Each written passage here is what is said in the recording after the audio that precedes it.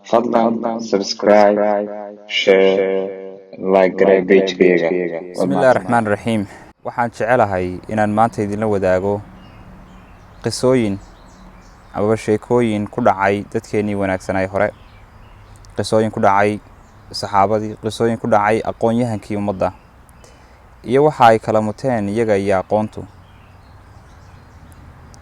bal aynu eegno dhibaatada iyo sida tacabka ay u soo mareen aqoonta. waxaynu ku bilaabaynaa ibnu cabbaas. maalin maalmaha ka mid ah ayaa ibnu cabbaas iyo wiil yar oo ansaari ayaa kulmay. meelahan ay dhalinyarta ku ciyaaraan ayay ku kulmeen, ama kubad ama wax la mid ah. dabeetana ibnu cabbaas ayaa wuxuu ku yidhi, war waxaad samaysaa balina mari, asxaabtii rasuulku sala allahu calayhi wasalam way sii dhammaanayaan oo mid mid ayay u dhimanayaane, balaynu aqoonta ka reebne. ansaarigii baa yihi cajaban lak. wuxuu ku yidhi, waa la yaabe ba inankaaga yar intaa la-eg iyagoo uu nool yahay, ay nool yihiin cumar ibnu khadaab iyo dadka la midkaahi, ayaa loo baahanayaa oo ararado cidina kuma baahna iska tag. ibnu cabbaas alxamdulilaah muu niyad jabin. waxa uu samayn jiray sida isagu markaa uu leeyahay, waxaan tegi jiray buu ku leeyahay albaabada dadkii aqoon-yahankahaa markaa xadiiska ururiyay amba xadiiska yaqaanay. marka lai sheego xadiis qof laygu sheegaba, albaabkiisa ayaan hor seexdaa xilliga salaadaha u dhexaysa sida duhurka iyo casarka. wuxuu ku leeyahy tasfi riixu calaa wajhi turaab xataa yakhruj. wejiga ayay markaa ciidda dabayshu ay gaga sayri jirtay ilaa qofkaasi markaa uu soo baxo. fa idaa kharaj, markuu soo baxo, qaala wuxuu idhahdaa, yabna cama rasuulillaahi maa jaa bik, hal laa arsalta ilaya fa aatiik fa aquulu laa. wuxuu idhahdaa, inankii adeerka ay ahaayeen rasuulkoow, maxaa ku keenay? miyaad ii soo dirtay cid aan ku imaada haddii aad sidaa samayn lahayd waan ku iman lahaa. markaasuu ibnu cabbaas idhahdaa, may, adigaa mudan in lagu yimaado. waxay soo gaadhay in xadiis aada rasuulka sal alla alay wasalam ka sheegtay, markaasaan maqlay inaan adiga jeclaysta inaan adiga kaa maqlo. ninkii ansaariga ahaa ee yaraa ee wiilka ahaa isna waa la weynaaday. ibnu cabbaas oo dee dadkii o dhan ay hor fadhiyaan ayaa maalin maalmaha ka mid ah uu la kulmay. waxau ku leeyay ibnu cabbaas, saxaabadii rasuulku way maratay, kadibna dadkii xagga aniga ayay igu soo urureen si ay cilmiga iga qaataan. wiilkii ansaarigaa wuxuu ihi, hada alfataa kaana acqala minii. qaala alxaakim caqib. waxau leeyay, wiilkani waxau ahaaday mid iga caqli badan. markaa qisadaasi waxyaabaha laga faa'iidaya waxaa ka mid ah in qofku in kasta oo ay jirto magaranaysaa cawaa'iq iyo arrimo qofkii ka hor istaagaya waxbarashada inuu dhaafo. cawaa'iqdaasi marka caqabadda koowaad een ka warranay waa dadka kula degaya amaba dadkaan jeclayn inaad meel gaadho. maha xaasidnimo qura, xataa keliyaatay in aanay iyagu caajisnimo ay ku jirto oo kale, iyo inay isleeyihiin meel la gaadhi maysid amaba niyad jab oo kale. bal waxaad dhegaysataa makxuul. makxuul waa nin caalima. makxuul waxau ahaa caalim aada u weyn. waxa kale uu ahaa addoon. waxaa addoon u ahaa saciid ibnulcaas. marka saciid baa wuxuu siiyey inan buu siiyey, reer hudayla ayuu siiyey, uhi inantaa gurso. waxau yihi makxuul, uctiqtu bimisr, masar ayaa laygu xoreeyey. falam adac biha cilman ilaa xawaytu. cilmi yaalla kagama tegin ilaa haddii macnaha uu yaallana waan ururiyey intaan arkayo. ciraaq baan imi, sidaas si lamid ah cilmigii yaallay oo dhan waan ururiyey. waxaan imi madiina, sidaas si leeg ayaan sameeyey. waxaan imi uhi shaam markaan imina waan daboolay buu ihi, waan daboolay. fagarbaltuha, xalla wixii cilmi yaallay oo dhan. kullu daalika buu ku leeyay asalu can innaql. mar kale makxuul waxau leeyahy, dhulka ayaan dawaafay si aan u doono cilmiga. saciid bn makxuul baa wuxu uhi, maa samictu shay-an fastawtactuhu sadrii ilaa wajadtuhu xiina uriidu. wuxu uhi shay maan maskaxda gelin oo maan qaybin oo laabtayda uma dhiibin ilaa haddii uu dhacdana markaan u baahdo ayaan helaa. wuxuu ka sheegaya marka awoodda xifdigiisa ayuu ka warramaya. Makxuul ninka waxaa sameynaya ee cilmigii Masar iyo kii Ciraaq iyo kii Madiina iyo kii Shaam sidaa macnaha uu dhamaystiray waa addoon buu ahaa. addoon waad garanaysaa awooddiisa iyo taagtiisa, laakiin adiga arkaya qofku markuu himada leeyahay amaba hansara uu leeyahay ma aha qabiiladiisa, ma aha cidda uu ka soo jeedo, waxaasoo dhan waxba ma yeelaan. in dadku ay hoos u eegayaan waxba macnaa ma yeesho horo socod ayuu kasii qaadaa. qisadan la yaab kale waxa weeyaan nebiyullaahi muuse ayay ku dhacday. ilaahay baa ka warramay. ibnu cabaas waxa uu leeyahay innii tamaaraytu ana wa saaxibii haada fii saaxibi muusa. aniga iyo nin ayaa waxaa ku muranay buu yihi nebiyullaahi muusa qofkii markaa qur-aanku uu ka warramay ee uu tegey. markaasaa waxa soo maray buu yihi ubay ibnu kacab. ubay ibnu kacab waa qaari, waa qof qur-aan ruug ah oo qur-aanka saxaabi qur-aanka looga hadhay oo rasuulku xataa uu sheegay dadka qur-aanka ay tahay in laga qaato inuu ka mid yahay. yaquul wuxuu leey baynaa muusa, markaa waxaa hadlay ubay ibnu kacab. wuxuu ihi samictu waxaan maqlay rasuul allahi sal ly slam, rasuulkaoo yaquulu leh baynamaa muusa xilli muuse fii mala-i min bani israa'iil uu ku dhex jiro reer bani israa'iil koox ka mid ah ama dadkii madaxweynta ahaa. jaa-ahu rajul, nin baa u yimi, faqaala wuxuu ku yihi miyaad og tahay qofka aqoon badan? muuse wuxuu yihi may. deedna ilaahay baa muuse usoo waxyooday, wuxuu ku yidhi haa, waxaa jira qof ka aqoon badan, waxaa la yidhahdaa khadir. addoonkayga maxay? khadir. muuse muu odhan dee qofka labaad ee ugu aqoonta badan baan intaasa igu filan, ee wuxuu yihi ilaahayow sideen u gaari karaa? markaasa ilaahay wuxuu uga dhigay calaamad kalluunkiiba ilaahay calaamad uga dhigay. waxa uu ku yidhi markaad kalluunka weydo dib u soo laabo, waad la kulmi doontaa. dabeetana wuu raaraacayy, kalluunkaasuu raaraacayy. markaasaa muuse waxa uu ku yidhi yarkii yaraa ee la socday ee la safray, ara'ayta id awaynaa ila asakhra fa innii nasiitu alxuut wamaa ansaaniihu ila ashayطaanu an adkurah waاtakhada sabiilahu fi lbaxri cajaba qaala dalika maa kunaa nabgi faاrtada calaa aahaarihima qasasa. waxaan weynay way ka wadaanuun kalluunkii baan weynay. marka calaamadii way heleen. marka kalluunka ay waayaan inay helayaan khadir, sidaa awgeed dib bay usoo noqdeen. muuse iyo wiilkii la socday waxay heleen khadir. dabadeetna ilaahay baa ka warramay qisadooda iyo in 1 2 iyo 3 su-aaloodba nebiyullaahi muuse uu garan waayey, kadibna loo sharaxay markii dambe. qisadan waxa layaabaha laga faa'iidayay waxaa ka mid ah nebiyullaahi muuse waa nebi, waxa uu ka mid yahay ululcasmi min arusul, 5 nebi ee ilaahay rususha uu soo diray oo dhan uu ka doortay. marka hore nebi iyo rasuul waxa sarreeya rasuulka, haddana rusushiiba ilaahay sii kala doortay 5 buu ka doortay.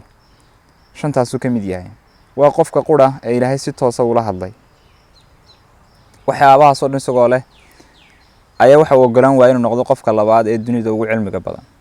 waxa uu jeclaystay inuu barto cilmiga, qofkaasina uu yaqaano ayuu jeclaystay. waa han sare iyo in qofku niyadiisa iyo qabkiisa uu jabiyo oo aanu cilmiga marnaba ka kibrin. aanu soran maanta ayaad meel gaadhay, maanta ayaad noqotay qof aqoon leh, ee ay tahay mar walba qofku inuu sii dalbo oo sii doono cilmiga. xadiiskani waxa isna ka warramaya Jaabir ibn Cabdillah, waa saxaabi ka mid ah saxaabadii rasuulka sallallahu alayhi wasallam.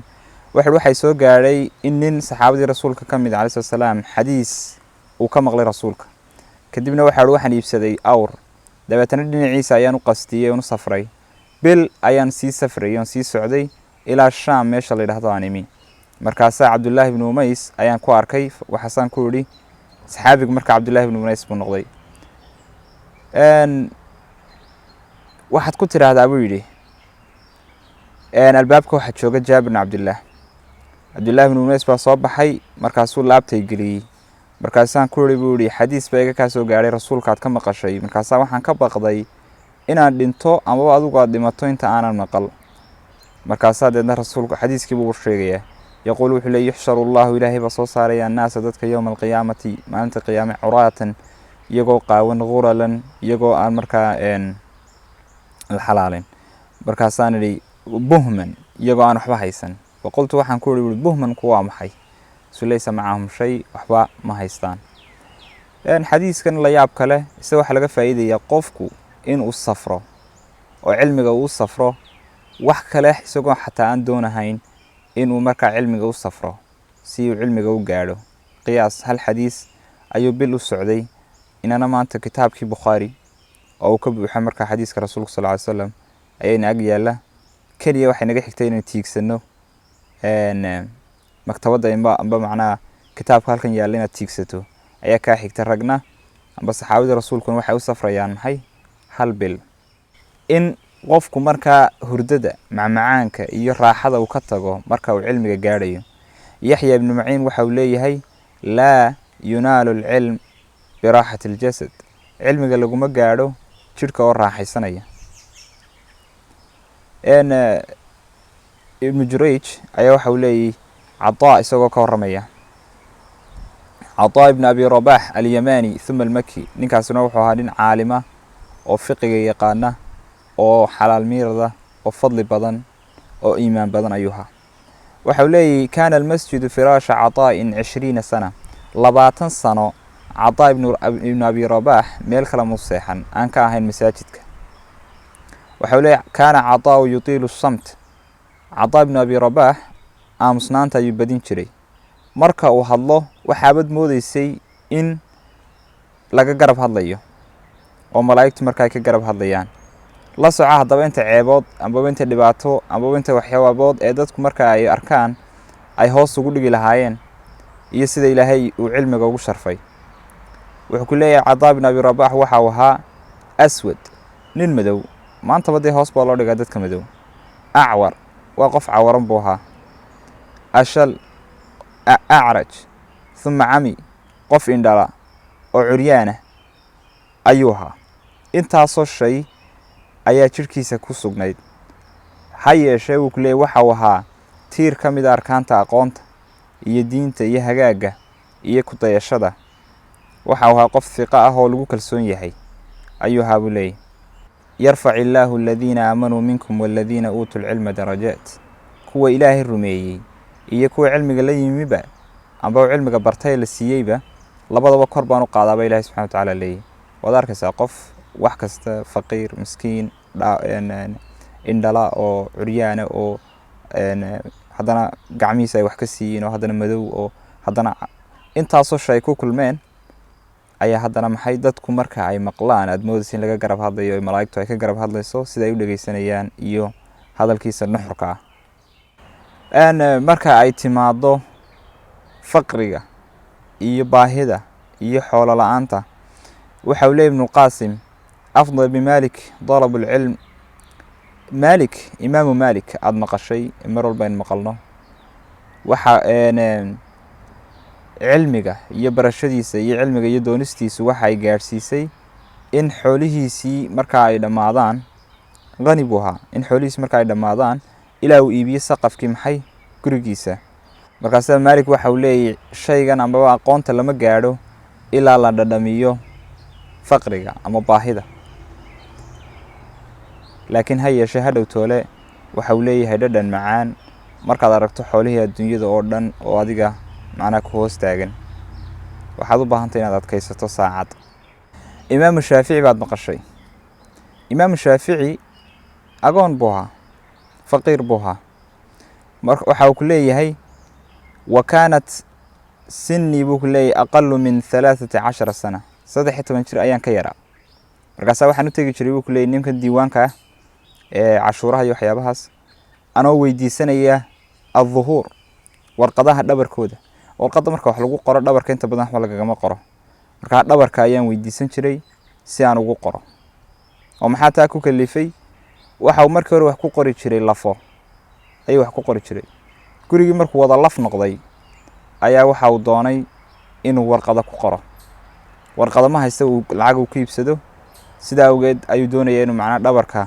warqado la isticmaalo iyo ready inuu ku qoro waa imaamu shaafici marka waxa weeyaan qofku baahida inuu la legdamo si markaa wax u barto waxaad u baahan tahay himmo sare ilaahay inaad tala saarato iyo inaad macnaa dhaqaaqdo ood bilowdo cilmiga iyo aqoonta. Thomas Edison ninkaa la yidhaahdo waxa uu sameeyey waxa uu isku dayey intaasoo jeer in uu macnaa gaadho wixii laydhka inuu shido ilaa 1,000 jeer, qaar waxay yidhahdaan 10,000 jeer, laakiin isku soo celcelin intaasoo jeer buu dadaalay. markaasaa markii la weydiiyey waxa uu waxaan ogaaday intaasoo jeer amba intaasoo qaab oo aan shaqaynahayn baan ogaaday. marka qofka iga dambeeya oo kale waxa uu arki karayaa waddadaas inay tahay waddo aan waqti aan iskaga qasaarin ee uu markaa waddo kala raaco ilaa markii dambe uu ka shiday. maanta adduunyadu fadli weyn bay u qabtaa ninkaas iyo abaal hawshaa uu sameeyey. waxaas wax kale ma aha, waa inuu dadaalay, waa inuu ahaaday qof hawshiisa mar walba ku taagan oo aan ka niyad jabin. ugu dambeyn waxaan kusoo gabagabeynaynaa Albert Einstein. Albert Einstein waxay yidhahdeen he skipped class and his professors never took him seriously. galaaskii wuu jari jiray, nimankii wuxuu dhigi jirayna galaaskii waxba may. marka ninka Einstein wuxuu ahaa qof aan ku fiicnayn iskuulka, aan ku fiicnayn buu ahaa, uu ku xumaa iskuulka ilaa markii dambe ay noqotay inuu ka shaqeeyo shaqooyin yar oo iska liita si markaa xaafadiisa iyo waxa uu taageero. markii dambe Einstein waxa uu helay shaqo meel dhirta iyo waxyaabahaas inuu ka shaqeeyo. waxa uu eegi jiray maalin kasta intuu fadhiisto ayaa waxa uu analyze gareyn jiray, uu eegi jiray xisaabaadka iyo islaagyada xisaabaadka.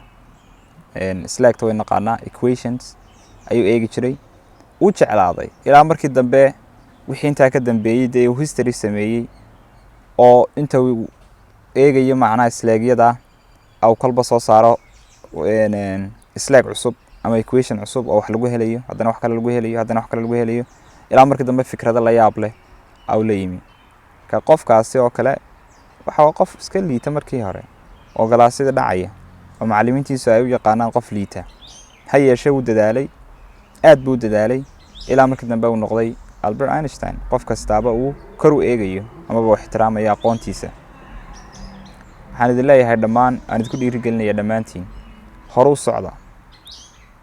adduunyadu dhammaanteed haddii ay idinka soo horjeesato waxba idima yeelayso. garabkaad haysataani waa Ilaahay. ina waliyiya Allah alladii nazala alkitaab wa huwa yatawalla saalixiin. qof wanaagsan oo hagaagsan oo suuban haddii aad tahay, raba inuu cilmigiisa meel ka gaadho, waad ka gaadhaysaa ee hore u soco. barnaamijkan waddankiina wax u barta waxaan ugu talagalnay inuu kuu noqdo dhiirigelin si aad hore ugu socoto, meel sarena aad u gaadho, han sarena aad u yeelato, qayrkaana aad u dhaafto. intaan ku kulmayno mar kale barnaamijkeena waddankiina wax u barta, waxaan idin leenahay sidaa iyo nabadgelyo. subscribe, share, like garee page-kayga. waad mahadsantahay.